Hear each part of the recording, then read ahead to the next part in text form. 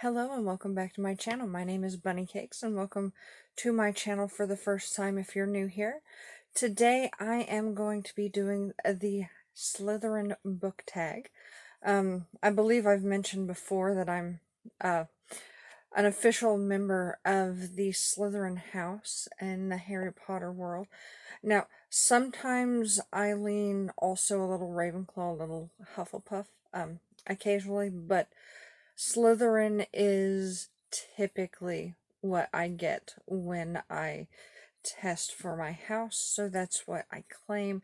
There was a time where I didn't want that. I wanted to be Gryffindor because they were the good guys and they were the ones that were going to win and all of that.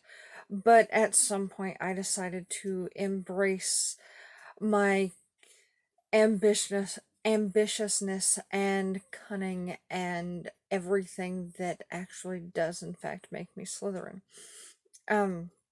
So I was tagged in this over on Twitter by Jonotations. I think I'm saying her name right.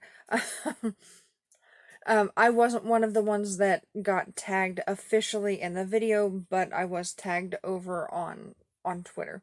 So I'm going to go ahead and do this this tag. So the first prompt is a snake or reptile in a book. So I'm thinking of Asmodeus from Redwall. He was a giant snake that lived near the Redwall Abbey. Which is a book that I, for some reason, only got partway into and never finished reading, or if I finished reading, I don't remember reading it. So I'm going to have to go back and either reread or finish reading that book at some point, because I remember liking it, so I can't remember why I would have stopped reading it. And it's on my shelf in there. I found it when I was digging around for another book on this that fits this book tag video.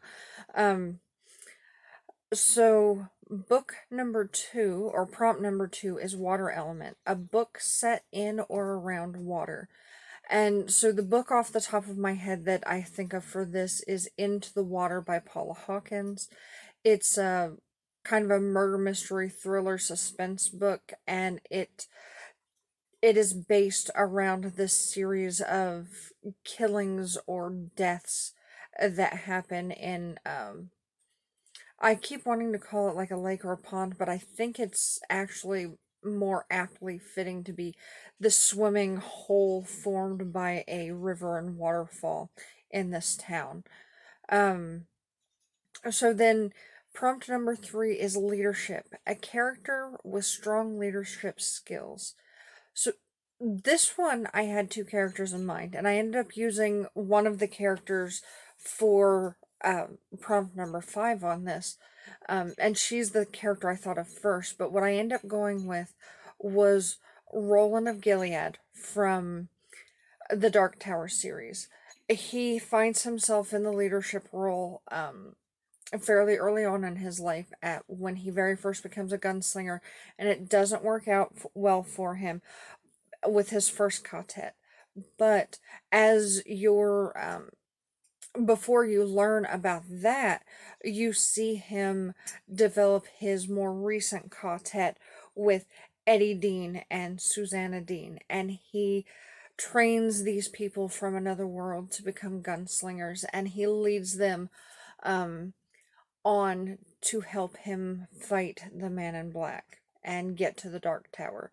And though he isn't necessarily the best leader, as far as he's not a super great teacher, and a lot of his teaching is kind of leaving them to fend for themselves, but he's also a leader that's down in the dirt with them, and part of what ends up making him making the quartet bond is because Roland makes a mistake and gets hurt, and the other 2 have to take care of him, and they have to become gunslingers because he can't. Now, The next one is Ambition, a book that lived up to its hype. For that, I would have to say, I'm thinking of the sequel, hold on. The Handmaid's Tale. I saw a lot of hype about that, and of course there was a lot of hype, especially after the TV show came out on Hulu, and I didn't want to fall for the hype, but I ended up reading it anyway because it just kept popping up on my radar, and I absolutely loved that book. Um, so that's the one that I think of for that immediately, and it's the most recent. Number 5 is Resourcefulness, a character who used a creative or unique method to accomplish a task to get out of a situation. For that, I am going to go with a character who is not technically fictional. Um, the character that I am using for this is Constance Kopp. She's actually a real person, and she was one of the first sheriff's deputies ever, the first female sheriff deputies. And the book that I discovered her in was Girl Waits with Gun, which is a fictionalized retelling of her history. And Constance, she's pretty much the leader of her family, which is why I was thinking of her for prompt number 3. But what happens is her and her sisters are in town, and this is in the early 1900s. They're they're riding their buggy into town, and this silk mill owner slams into them, and they have this big car accident, and it's entirely his fault. And he gets out, and it's public, and he says, that he'll take care of it, he'll pay for it and everything, and he gives them his contact information. And then they go home, and the woman's buggy is smashed, their horse is hurt and everything. But finally they get home, and they wait, and they try to contact him, and he never responds.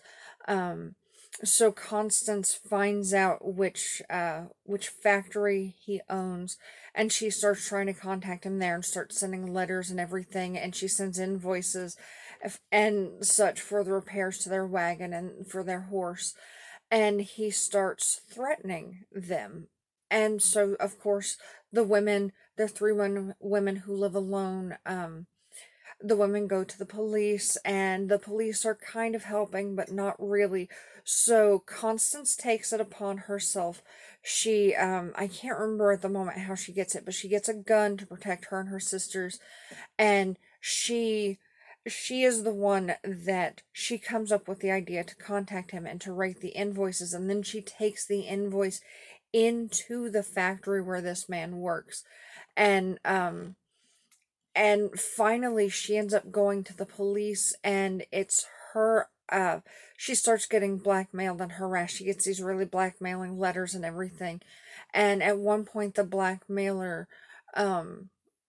is trying to get money out of her and get her to meet him. So she comes up with the idea to to get the police involved, and she convinces them to let her go in and be effectively undercover while the police are watching, so they can try to catch this guy.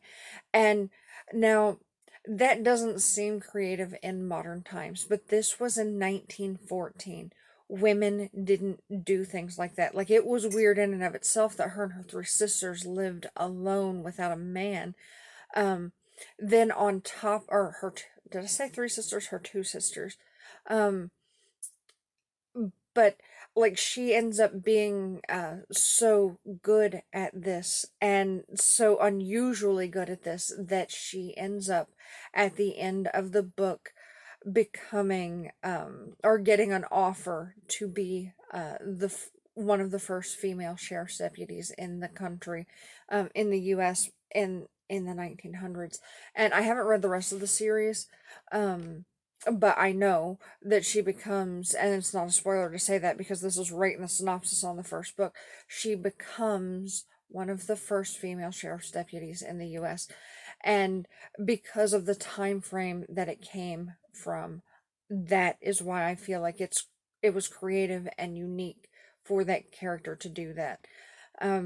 So now, the next book, or the next prompt, this one was hard for me. I thought I owned a book that fit this prompt perfectly, but I do not.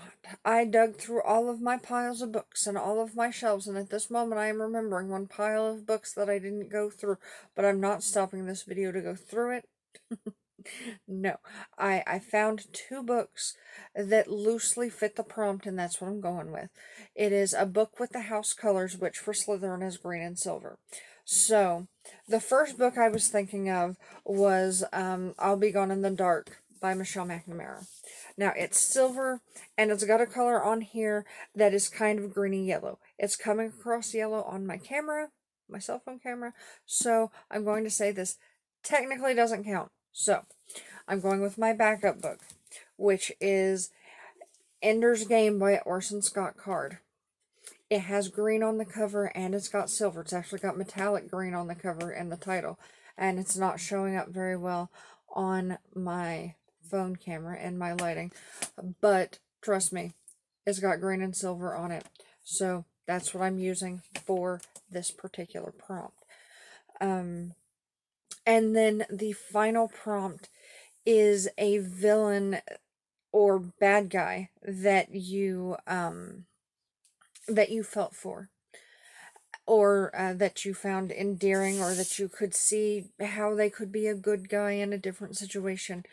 I tend to feel that way about a lot of bad guys, but in my most recent reading, I would have to say Mother Gothel from The Old Witch by Serena Valentino.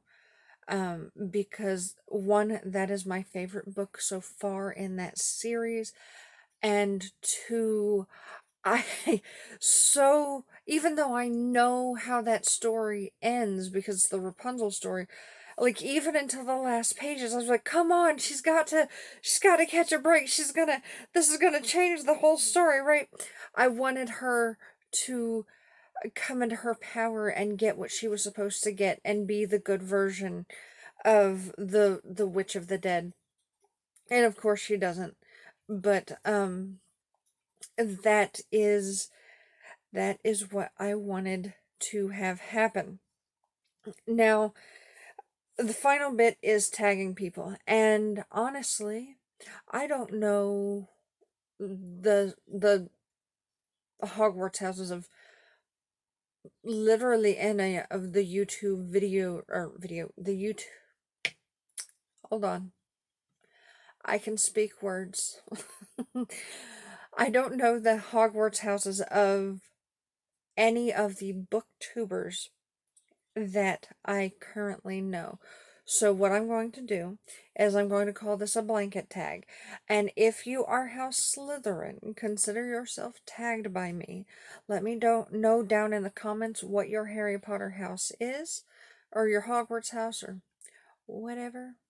I'm having trouble saying what I mean today. And you'd think I'd be doing better at this because I've actually slept a lot lately. Well, in the last day or so, I slept a lot. But apparently I haven't quite reset my brain yet, so we're going to get there.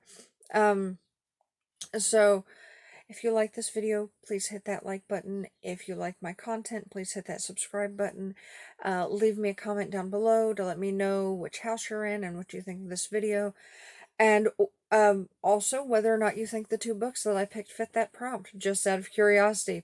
Either way, that's what I'm going with. So, thank you again for watching, and I hope you have a wonderful rest of your day. Bye-bye.